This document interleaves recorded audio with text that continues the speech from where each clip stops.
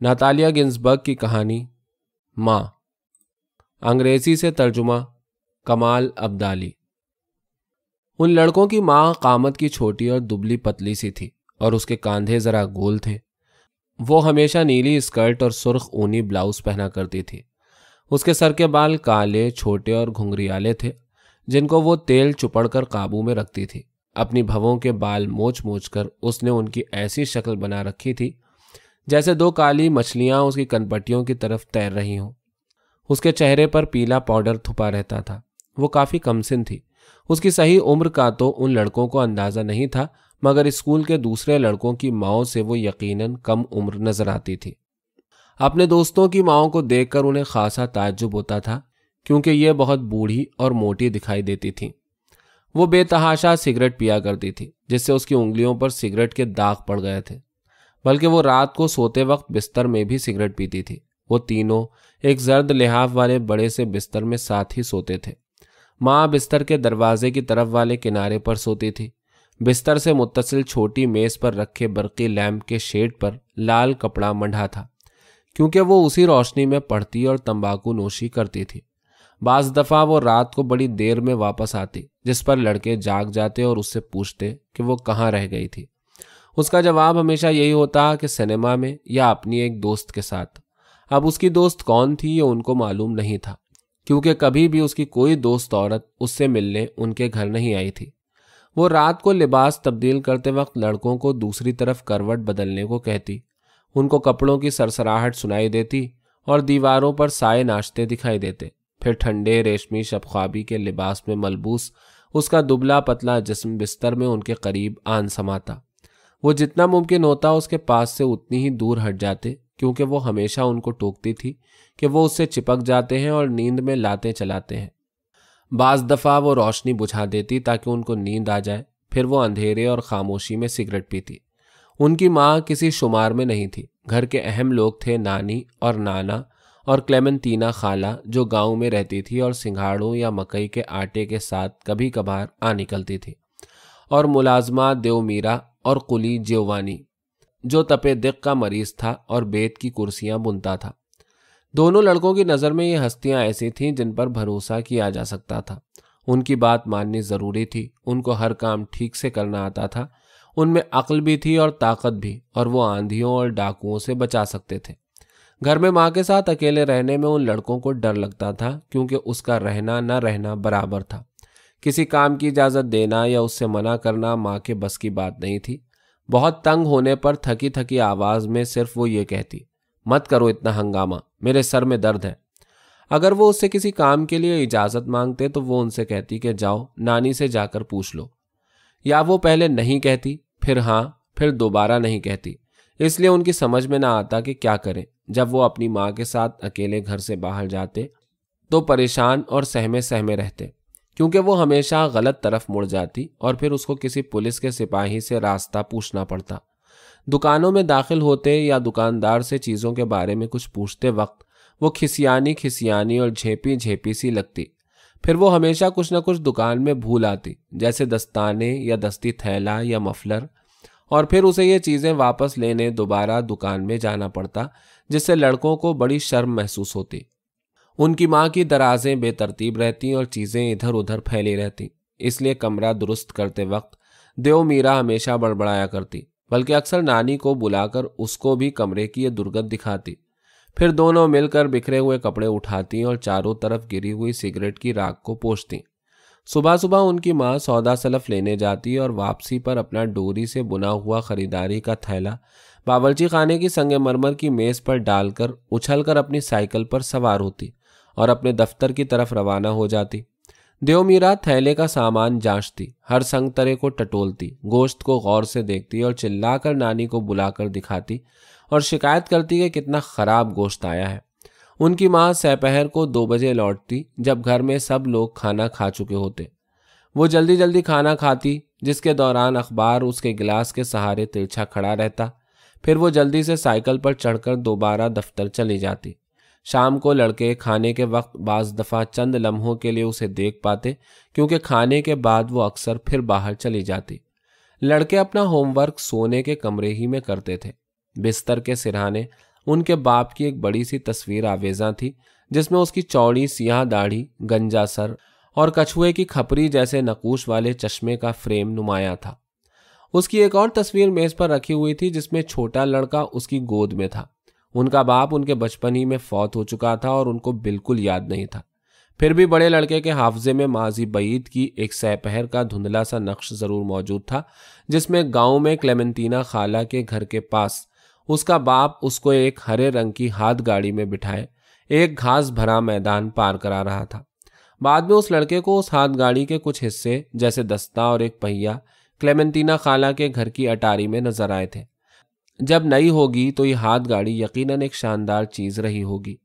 اس لڑکے کو یہ بڑی اچھی لگتی تھی۔ اسے یاد تھا کہ اس کا باپ اسے ہاتھ گاڑی میں بٹھا کر گاڑی کو دھکیلتے وقت دوڑ رہا تھا، جس سے اس کی لمبی داڑھی زور زور سے ہل رہی تھی۔ ان لڑکوں کو اپنے باپ کے بارے میں کچھ بھی نہیں معلوم تھا، لیکن پھر بھی ایسا لگتا تھا کہ ان کے باپ میں ضرور کاموں کا حکم دینے اور ان سے منع کرنے کے لیے عقل بھی ہوگی اور طاقت بھی۔ جب نانا یا دیو میرا کو ماں پر غصہ آتا تو نانی کہتی کہ لوگوں کو اس لڑکی پر ترس کھانا چاہیے کیونکہ وہ بیچاری کتنی بدقسمت ہے۔ اگر ان لڑکوں کا باپ یوجینیو زندہ ہوتا تو ان کی ماں کسی اور ہی قسم کی عورت ہوتی۔ یہ اس کی سخت بدقسمتی ہے کہ وہ اتنی کم عمری میں اپنے شوہر سے محروم ہو گئی۔ کچھ دنوں تک ان لڑکوں کی دادی بھی زندہ تھی۔ وہ اس سے کبھی نہیں ملے تھے کیونکہ وہ فرانس میں رہتی تھی، مگر وہ ان کو خط لکھتی رہتی تھی اور کرسمس کے موقع پر تحفے بھی بھیجا کرتی تھی۔ بہت بوڑھی ہو جانے پر آخرکار اس کا انتقال ہو گیا۔ سپہر کی چائے کے وقت وہ سنگھاڑے یا تیل اور سرکہ لگا کر روٹی کھاتے تھے۔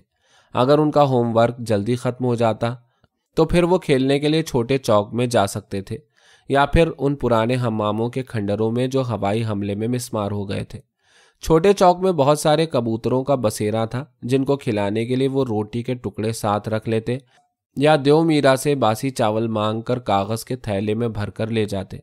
وہاں بہت سارے لڑکوں سے ان کی ملاقات ہوتی، جیسے محلے کے لڑکے، اپنے اسکول کے لڑکے یا کھیل کے کلب کے وہ لڑکے جو ان کو اتوار کو منعقد ہونے والے فٹ بال میچ میں بھی ملتے۔ اس میچ میں دون ویلیانی کالی جرسی پہنے آتا اور گیند کو پاؤں سے کک لگاتا تھا۔ کبھی کبھی وہ چھوٹے چوک میں فٹ بال یا سپاہی اور ڈاکو والا کھیل بھی کھیلتے تھے۔ بعض دفعہ ان کی نانی بالکنی میں آ کھڑی ہوتی اور انہیں پکار کر کہتی کہ خیال رکھو چوٹ نہ لگ جائے۔ اندھیرے چوک سے تیسری منزل کی اونچائی پر نمایاں اپنے گھر کی روشن کھڑکیاں دیکھ کر انہیں بہت اچھا لگتا، کیونکہ انہیں اطمینان محسوس ہوتا کہ وہ گھر واپس جا کر گرم چولہے پر آگ تاپ سکتے ہیں اور بحفاظت رات گزار سکتے ہیں۔ دیو میرا کے ساتھ نانی باورچی خانے میں بیٹھی چادریں رفو کرتی رہتی۔ نانا اپنی ٹوپی پہنے کھانے کے کمرے میں بیٹھا پائپ پیتا رہتا۔ نانی بڑی موٹی سی تھی اور سیاہ لباس پہنے رہتی تھی۔ اس کے سینے پر اوریستے چچا کا تمغہ ٹنگا رہتا تھا جو جنگ میں مارا گیا تھا۔ نانی پیزا اور دوسری چیزیں پکانے میں ماہر تھی۔ کبھی کبھی وہ ان لڑکوں کو اتنے بڑے ہونے کے باوجود بھی کھینچ کر اپنے گھٹنوں پر بٹھا لیتی تھی۔ وہ موٹی تھی اور اس کا سینہ بہت بڑا اور بہت گداز تھا۔ اس کی گردن کے نیچے سے اس کی گول لہرے دار حاشیے والی سفید اونی صدری نظر آتی تھی جسے اس نے خود ہی سیا تھا۔ وہ اپنے گھٹنے پر انہیں بٹھا کر ان سے اپنی پرانے زمانے کی زبان میں ملائم اور شفیق الفاظ کہتی تھی۔ پھر وہ اپنے جوڑے سے بالوں کی لمبی سی آہنی پن نکال کر ان کے کان کا میل نکالنے لگتی، جس پر وہ چیخ پڑتے اور اسے دور بھاگنے کی کوشش کرتے۔ یہ شورغل سن کر نانا اپنے پائپ سمیت دروازے پر آ جاتا۔ نانا ہائی اسکول میں یونانی اور لاطینی گرامر پڑھایا کرتا تھا، لیکن اب وہ پینشن پا رہا تھا اور یونانی گرامر پر ایک کتاب لکھنے میں مصروف تھا۔ اس کے پرانے شاگرد کبھی کبھار اس سے ملنے آ جاتے۔ ایسے موقع پر دیو میرا قہوہ بناتی۔ غسل خانے میں کاپیوں کے کچھ اوراق رکھے ہوئے تھے جن میں یونانی اور لاطینی کے ہوم ورک کی مشقیں درج تھیں۔ بعض صفحے بالکل نہیں پڑھے گئے تھے اور بعض پر لال اور نیلے رنگوں سے اصلاح کی گئی تھی۔ نانا کی چھوٹی سی سفید داڑھی تھی جو صرف اس کی ٹھوڑی تک محدود تھی۔ ان لڑکوں کے لیے نانا کی موجودگی میں ہنگامہ مچانا منع تھا کیونکہ برسوں کی محنت سے اس کے اعصاب کمزور ہو گئے تھے۔ چیزوں کے دام چڑھتے رہنے سے بھی وہ پریشان رہتا تھا۔ نانی سے صبح کو نانا کا تھوڑا سا جھگڑا ہوتا تھا کیونکہ نانا کو یقین نہیں آتا تھا کہ ان سب کو اتنی زیادہ رقم کی ضرورت ہوتی ہے۔ وہ کہتا کہ کہیں ایسا تو نہیں کہ دیو میرا نے تھوڑی بہت شکر داب لی ہو یا چھپ کر کافی بنا لی ہو۔ یہ سن کر دیو میرا دوڑتی ہوئی آتی اور چلا کر کہتی کہ کافی تو بنی تھی آپ کے شاگردوں کے لیے جن کا ہمیشہ تانتا بندھا رہتا ہے، مگر اس قسم کے جھگڑے بے ضرر تھے اور فوراً ہی سلجھ جاتے تھے اور ان سے لڑکوں کو کوئی پریشانی نہیں ہوتی تھی۔ البتہ ان کے گھبرانے کی بات جب ہوتی تھی جب نانا اور ماں میں لڑائی چھڑ جاتی تھی۔ یہ بعض دفعہ اس وقت ہوتا تھا جب ان کی ماں بہت دیر سے گھر لوٹتی، شب خوابی کے لباس پر اوور کوٹ لٹکائے نانا اپنے کمرے سے باہر نکل آتا اور پھر نانا اور ماں میں خوب ڈانٹ ڈپٹ چلتی۔ نانا چلاتا، مجھے معلوم ہے تو کہاں تھی، مجھے معلوم ہے تو کہاں رہی، مجھے معلوم ہے تو کیا بن گئی ہے۔ ماں کہتی، تو پھر کیا ہوا، مجھے کوئی پرواہ نہیں ہے، اور پھر کہتی، اب دیکھیے آپ نے میرے بچوں کو جگا دیا۔ اس پر نانا کہتا، ہاں کیوں نہیں، بڑی فکر ٹھہری تجھے بچوں کی، مت نکال منہ سے کوئی لفظ، مجھے خوب معلوم ہے کہ تو کیا ہے، رنڈی کہیں کی، تو رات بھر پگلی کتیا کی طرح آوارہ گھومتی پھرتی ہے۔ پھر نانی اور دیو میرا اپنے اپنے شب خوابی کے لباس پہنے باہر آ کر نانا کو پکڑ کر بس کرو کہتی ہوئی اس کے کمرے میں لے جاتی۔ پھر ماں بستر میں آ لیٹتی اور چادر میں منہ ڈالے پھوٹ پھوٹ کر رونے لگتی اور اس کی ہچکیوں کی آواز اندھیرے کمرے میں گونجتی رہتی۔ لڑکوں کو لگتا کہ یقیناً نانا کی بات ہی صحیح ہے اور ماں کا رات کو سنیما جانا یا اپنی دوست عورت سے ملنا غلط بات ہے۔ وہ بڑے مغموم ہو جاتے، خوفزدہ اور مغموم، اور اپنے کشادہ اور نرم گرم بستر میں ایک دوسرے سے چپک جاتے۔ بڑا لڑکا جس کی جگہ چھوٹے لڑکے اور ماں کے بیچ میں تھی، ماں سے پرے ہو جاتا تاکہ ماں کے جسم سے اس کا جسم نہ چھو جائے۔ ماں کے آنسوؤں اور ان سے گیلے ہو جانے والے تکیے سے اسے گھن آتی۔ اس کے خیال میں ماں کا رونا بچوں کے لیے بڑی مصیبت کی بات تھی۔ دونوں لڑکے ماں اور نانا کے جھگڑوں کے بارے میں کبھی بات نہیں کرتے تھے اور بڑی احتیاط برتتے تھے کہ ان جھگڑوں کا موضوع نہ اٹھ کھڑا ہو، لیکن دونوں بھائیوں کو ایک دوسرے سے بڑی محبت تھی اور ماں کے رونے کے دوران وہ ساتھ لپٹے رہتے، مگر صبح کو اٹھ جانے کے بعد انہیں رات کے وقت کا باہم لپٹنا یاد آنے پر بڑی خفت محسوس ہوتی، جیسے وہ ڈرپوک ہوں اور یہ انہوں نے ایک دوسرے کو خوف سے بچانے کے لیے کیا ہو۔ پھر وہ دوسری بات بھی ہوئی تھی جس کا ذکر بھی انہیں گوارا نہیں تھا۔ بہرحال وہ اپنا رنج و غم جلد ہی بھول جاتے، کیونکہ نیا دن شروع ہوتے ہی وہ اسکول جاتے، راستے میں دوستوں سے ملتے جلتے اور تھوڑی دیر کے لیے اسکول کے پھاٹک کے سامنے کھیلنے لگتے۔ ان کی ماں صبح کے ملگجے اجالے ہی میں اٹھ جاتی، کمر میں پیٹی کوٹ لپیٹے اور کھڑے ہو کر کمرے کی دیوار میں لگی سلفچی پر جھکی وہ اپنی گردن اور بازوؤں کو صابن سے دھوتی۔ وہ کوشش کرتی تھی کہ لڑکے اس کو نہ دیکھ پائیں، مگر پھر بھی آئینے میں اس کے بھورے رنگ کے سوکھے پتلے سے کاندھوں اور چھوٹی چھوٹی ننگی چھاتیوں پر ان کی نظر پڑ جاتی۔ سردی میں اس کے سینے کی گھنڈیاں ابھر آتی اور ان کا رنگ گہرا ہو جاتا۔ وہ بازو اونچے کر کے اپنی گھنے پیچ دار بالوں سے بھری بغلوں میں پاؤڈر لگاتی۔ لباس بدلنے کے بعد وہ اپنی بھووں کے بال نکالنا شروع کرتی، جس کے لیے وہ آئینے کے بالکل نزدیک آ کر اپنی شکل دیکھتی اور ہونٹوں کو پوری طاقت سے بھینچ لیتی۔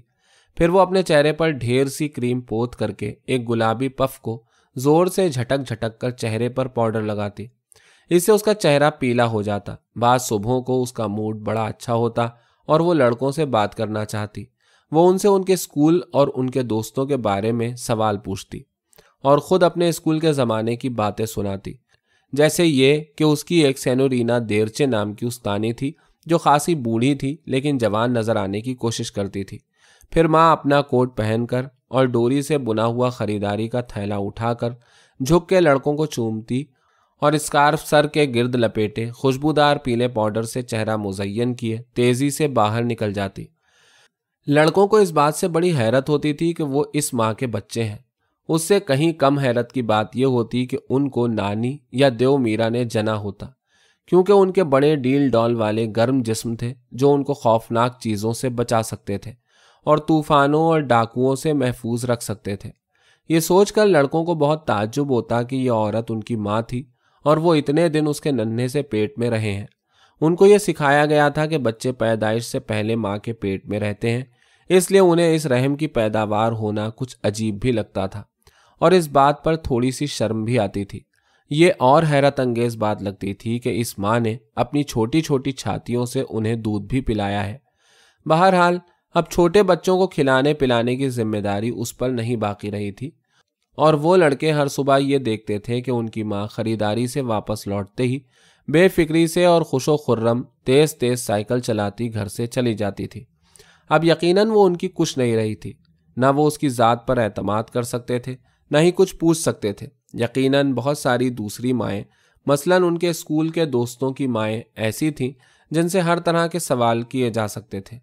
ان لڑکوں کے دوست اسکول میں چھٹی ہوتے ہی اپنی ماؤں سے ملنے کے لیے دوڑتے۔ وہ ان ماؤں سے دنیا بھر کی باتیں پوچھتے۔ ان کی مائیں ان کی ناک پوچھتیں، ان کے اوور کوٹ کے بٹن بند کرتیں اور ان کا ہوم ورک اور کامکس دیکھتیں۔ یہ کافی معمر مائیں تھیں جو ہیٹ یا چہرے کی جالی یا سمور کا گلو بند لگائے رکھتیں اور تقریباً ہر روز ماسٹر صاحب سے جا کر بات چیت کرتیں۔ یہ مائیں نانی اور دیو میرا سے ملتی جلتی عورتیں تھیں۔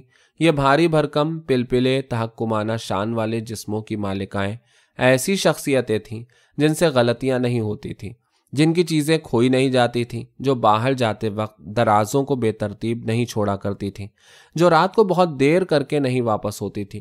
ان کے مقابلے میں ان کی ماں خریداری سے واپسی پر فوراً بھاگ نکلتی تھی۔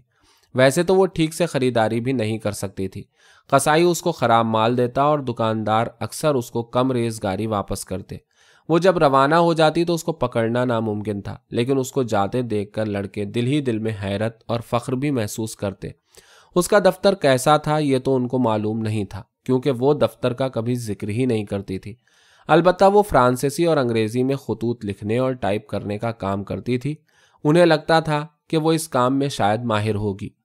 ایک دن جبکہ وہ لڑکے ڈان ویلیانی اور کھیل کے کلب کے ساتھیوں کے ساتھ سیر کرنے نکلے تھے تو واپسی پر انہیں اپنی ماں ایک نواحی قہوہ خانے میں نظر آئی۔ وہ قہوہ خانے کے اندر تھی اور اسے انہوں نے کھڑکی سے دیکھا تھا۔ ایک مرد اس کے ساتھ بیٹھا ہوا تھا۔ ان کی ماں کا چو خانے والا اسکارف میز پر پھیلا ہوا تھا۔ وہیں پر اس کا پرانا گھڑیال کی کھال والا دستی تھیلا بھی رکھا ہوا تھا جسے وہ اچھی طرح پہچانتے تھے۔ مرد ایک ڈھیلا سا ہلکے رنگ کا اوور کوٹ پہنے ہوئے تھا۔ اس کی بھورے رنگ کی مونچھیں تھیں اور وہ ان کی ماں سے مسکراتے ہوئے باتیں کر رہا تھا۔ ان کی ماں کے چہرے پر بڑی بشاشت تھی، اطمینان اور بشاشت، جس سے گھر پر اس کا چہرہ ہمیشہ محروم رہتا تھا۔ ماں کی نگاہیں اس مرد کے چہرے پر مرکوز تھیں اور دونوں ایک دوسرے کے ہاتھ میں ہاتھ ڈالے بیٹھے تھے۔ ماں کو لڑکے نظر نہیں آئے۔ لڑکے ڈان ویلیانی کے ساتھ ساتھ چلتے رہے، جس نے سب کو تیز تیز چلنے کی تاکید کی تاکہ وہ ٹرام پکڑ سکے۔ جب وہ سب ٹرام پر سوار ہو گئے تو چھوٹا لڑکا اپنے بھائی کے نزدیک آیا اور بولا، ممی کو دیکھا تھا نا تم نے؟ بڑے لڑکے نے جواب دیا، نہیں، میں نے نہیں دیکھا۔ چھوٹا لڑکا آہستہ سے ہنس کر بولا، ارے تم نے ضرور دیکھا ہوگا، وہ عورت ممی ہی تھی اور ایک مرد ان کے ساتھ تھا۔ بڑے لڑکے نے اپنا منہ دوسری طرف پھیر لیا۔ وہ 13 سال کا ہونے والا تھا، اس لیے تقریباً جوان ہو چلا تھا۔ چھوٹے بھائی پر اسے بڑی جھلاہٹ ہو رہی تھی، کیونکہ وہ اس طرح کی باتیں کر رہا تھا جیسے کہ اسے درد پرسی کی ضرورت ہو، لیکن اس کو نہ جانے کیوں چھوٹے بھائی پر غصے کے ساتھ ترس بھی آ رہا تھا۔ ساتھ ہی وہ خود بھی ایک کرب میں تھا۔ جو کچھ اس نے دیکھا تھا اس کے بارے میں سوچنا بھی نہیں چاہتا تھا، بلکہ اس کی تمنا تھی کہ کسی طرح ایسا ہو جاتا کہ جیسے اس نے کچھ دیکھا ہی نہ ہو۔ ان لڑکوں نے نانی کو کچھ نہیں بتایا۔ دوسرے دن جب ان کی ماں لباس بدل رہی تھی، چھوٹا لڑکا بولا، ہم لوگ کل جب ڈان ویلیانی کے ساتھ گھومنے گئے تھے تو آپ ہمیں ایک آدمی کے ساتھ نظر آئی تھی۔ ماں ایک دم سے ان کی طرف مڑی۔ اس کا چہرہ سخت اور تند ہو گیا اور اس کی بھووں کی کالی مچھلیاں چلبلا کر ایک دوسرے سے جڑ گئیں، اور وہ بولی، وہ میں نہیں ہو سکتی تھی، کیا بات کرتے ہو؟ تم کو معلوم ہی ہے کہ شام کو مجھے دیر تک دفتر میں رہنا پڑتا ہے، ظاہر ہے کہ تم کو کچھ دھوکا ہوا ہے۔ تو پھر بڑے لڑکے نے مزمحل لیکن پرسکون لہجے میں کہا، نہیں، وہ آپ نہیں تھی، آپ سے ملتی جلتی کوئی اور عورت ہوگی۔ دونوں لڑکے سمجھ گئے کہ ان کے لیے اس واقعے کو ذہن سے نکال دینا ہی بہتر ہے، اور دونوں نے اپنی گہری سانسوں کے جھونکوں سے اس کو اڑا دینے کی کوشش کی۔ وہ ہلکے رنگ کے اوور کوٹ والا آدمی ایک دفعہ ان کے گھر آیا، لیکن چونکہ موسم گرما شروع ہو چکا تھا اس لیے اس آدمی نے اوور کوٹ نہیں پہنا تھا، بلکہ اس نے نیلا چشمہ لگا رکھا تھا اور ایک سوتی سوٹ پہنے ہوئے تھا۔ لنچ کے دوران اس نے اپنا کوٹ اتارنے کی اجازت مانگی۔ نانا اور نانی اپنے کسی رشتہ دار سے ملنے میلان گئے ہوئے تھے اور دیو میرا اپنے گاؤں چلی گئی تھی، اس لیے گھر میں صرف ان کی ماں اور وہ لڑکے موجود تھے۔ اسی موقع پر وہ آدمی بھی آیا تھا۔ لنچ بڑے مزے کا تھا۔ ان کی ماں تقریباً سارا کھانا پکے پکائے گوشت کی ایک دکان سے خرید لائی تھی۔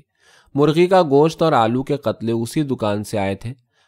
پاستا ان کی ماں نے پکایا تھا، جو ویسے تو اچھا خاصا تھا، مگر اس کے اوپر کا شوربہ ذرا جل گیا تھا۔ کھانے کے ساتھ وائن بھی حاضر تھی۔ ماں بڑی پھرتیلی لگ رہی تھی، ساتھ ہی اس میں کچھ بے چینی بھی نظر آ رہی تھی۔ لگتا تھا کہ وہ بہت ساری باتیں بیک وقت کرنا چاہ رہی ہو۔ مرد کا نام میکس تھا۔ وہ افریقہ میں رہ چکا تھا۔ اس کے پاس وہاں کی بہت ساری تصویریں تھیں جو اس نے سب کو دکھائیں۔ ایک تصویر اس آدمی کے پالتو بندر کی بھی تھی جس کے بارے میں لڑکوں نے بے تحاشا سوال پوچھے۔ یہ بندر بظاہر بہت ذہین تھا اور اس آدمی کو بہت چاہتا تھا۔ مٹھائی حاصل کرنے کے لیے بڑی دلچسپ اور مزاحیہ حرکتیں کرتا تھا۔ لیکن میکس نے اس بندر کو افریقہ ہی میں چھوڑ دیا تھا کیونکہ وہ بیمار ہو گیا تھا اور جہاز کے سفر میں شاید ہی زندہ بچتا۔ لڑکوں کی میکس سے خاصی نبھنے لگی۔ اس نے وعدہ کیا کہ کسی دن ان کو سنیما لے جائے گا۔ جو تھوڑی سی کتابیں ان کے پاس تھیں وہ انہوں نے اس کو دکھائیں۔ اس نے پوچھا کہ کیا انہوں نے ساتورنینو فائرندولا نام کی کتاب پڑھی ہے۔ یہ کتاب انہوں نے نہیں پڑھی تھی۔ اس نے کہا کہ وہ ان کو یہ کتاب لا دے گا، بلکہ روبنسن دیلے پراتیری بھی، جو ایک اور بڑے مزے کی کتاب ہے۔ لنچ کے بعد ان کی ماں نے ان کو میدان میں جا کر کھیلنے کو کہا۔ ان کی خواہش تھی کہ وہ میکس کے ساتھ ہی ٹھہریں اور اس کے لیے انہوں نے تھوڑی سی ضد بھی کی، لیکن ان کی ماں اور میکس دونوں نے یہی کہا کہ ان کو ضرور چلے جانا چاہیے۔ جب وہ شام کو واپس آئے تو میکس جا چکا تھا۔ ان کی ماں نے جلدی جلدی رات کا کھانا تیار کیا جو دودھ والی کافی اور آلو کے سلاد پر مشتمل تھا۔ وہ لڑکے اس دن بہت خوش تھے۔ انہیں افریقہ اور اس بندر کے بارے میں باتیں کرنے کا بڑا دل چاہ رہا تھا۔ نہ جانے ان کو کیوں ایسی حد سے زیادہ خوشی محسوس ہو رہی تھی۔ ان کی ماں بھی بہت خوش نظر آ رہی تھی۔ اس نے لڑکوں سے طرح طرح کی باتیں کی۔ ایک بندر کا بھی ذکر کیا جس کو اس نے ایک باجے کی موسیقی کے ساتھ ناچتے دیکھا تھا۔ پھر اس نے لڑکوں کو سونے کے لیے جانے کو کہا اور بولی کہ وہ تھوڑی دیر کے لیے باہر جانا چاہتی ہے۔ اس میں ان کو ڈرنا نہیں چاہیے کیونکہ ڈرنے کی کوئی وجہ نہیں ہے۔ پھر اس نے جھک کر بچوں کو چوما اور کہا کہ انہیں نانا اور نانی سے میکس کا ذکر نہیں کرنا چاہیے کیونکہ وہ دوسرے لوگوں کو گھر بلانا پسند نہیں کرتے۔ اس طرح چند دن دونوں لڑکے اور ماں گھر پر تنہا رہے۔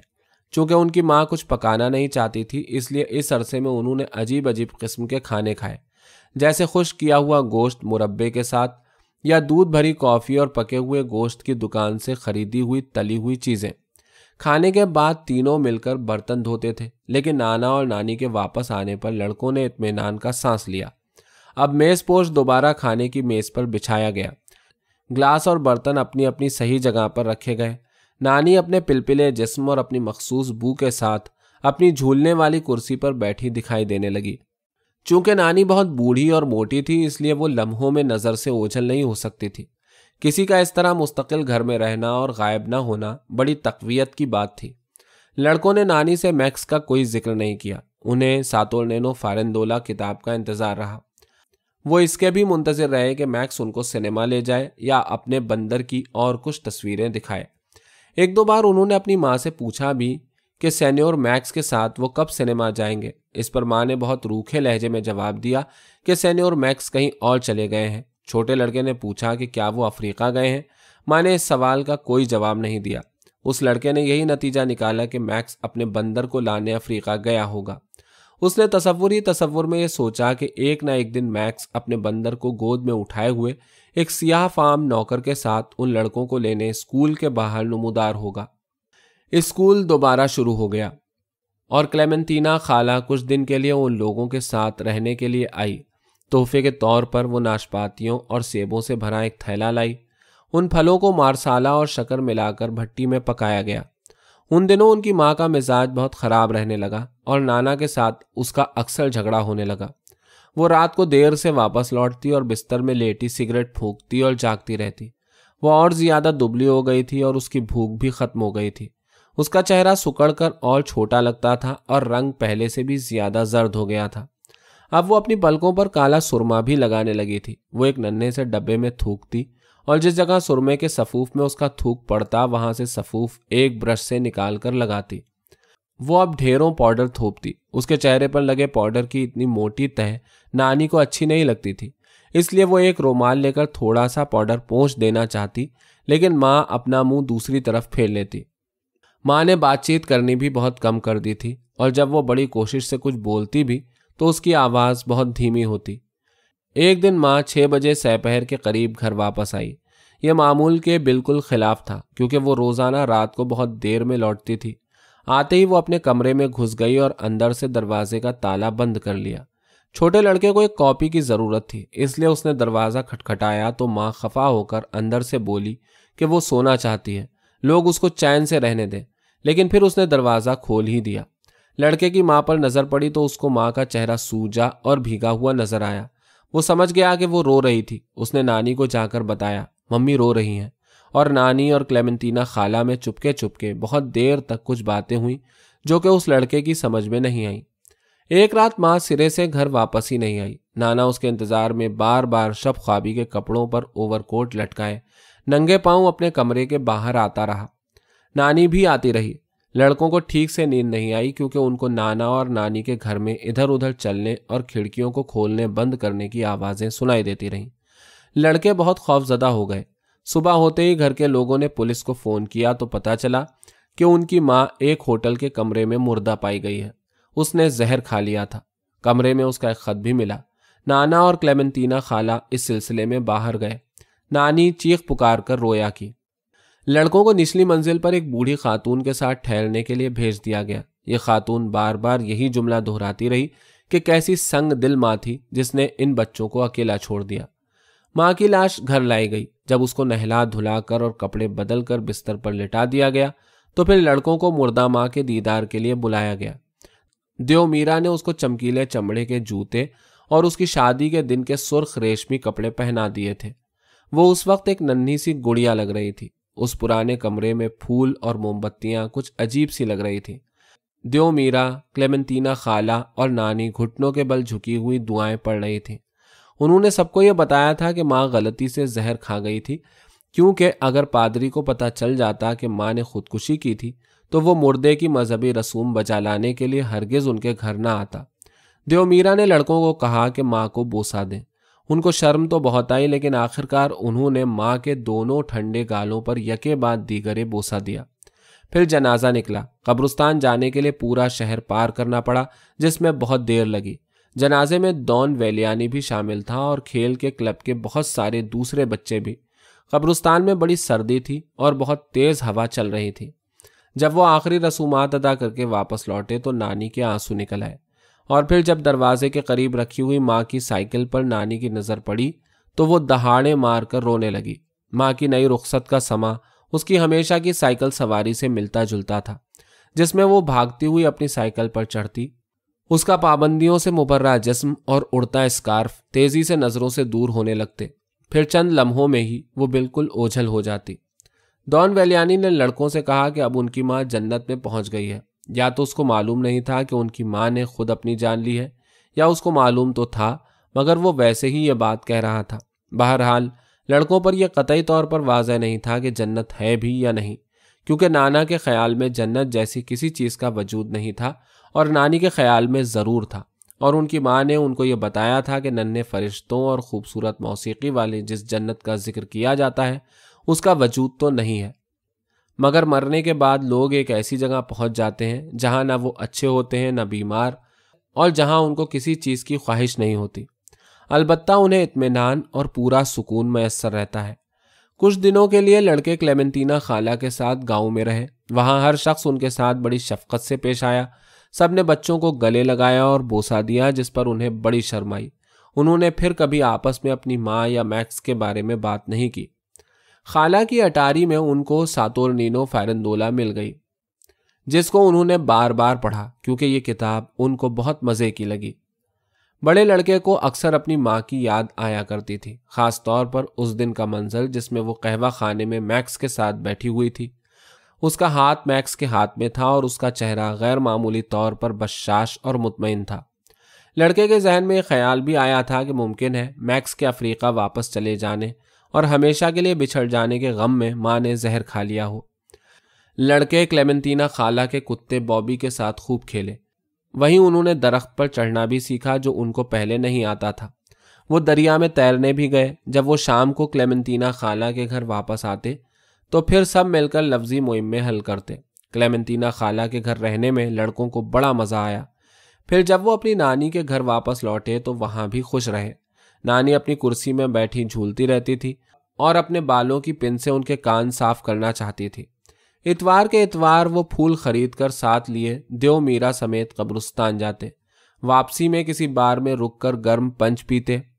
قبرستان میں نانی ان کی ماں کی قبر پر دعائیں پڑھتی اور گریہ جاری کرتی، لیکن یہ ماننا لڑکوں کو مشکل لگتا تھا کہ اس قبر، اس پر لگی صلیبوں اور اس قبرستان کے تکلفات کا ان کی ماں سے کوئی تعلق ممکن تھا، خاص طور پر ایسی بھولی ماں سے جس کو قصائی غلط مال دے دیتا تھا، جو سائیکل پر اچھل کر چڑھتی اور منٹوں میں اوجھل ہو جاتی تھی، جو بے تحاشا سگریٹ پیتی تھی، جو ہمیشہ راستہ بھول جاتی تھی اور جو رات کو ہچکیاں لے لے کر روتی تھی۔ ماں کے نہ ہونے کی وجہ سے وہ بستر اب ان کو بہت بڑا لگتا تھا۔ اب دونوں کو ایک ہی تکیے پر گزارا کرنے کی ضرورت بھی نہیں تھی، بلکہ اب ہر ایک کو علیحدہ علیحدہ تکیہ ملا ہوا تھا۔ وہ اپنی ماں کے بارے میں زیادہ نہیں سوچتے تھے، کیونکہ اس کے خیال سے انہیں ذہنی کرب بھی محسوس ہوتا اور شرم بھی آتی تھی۔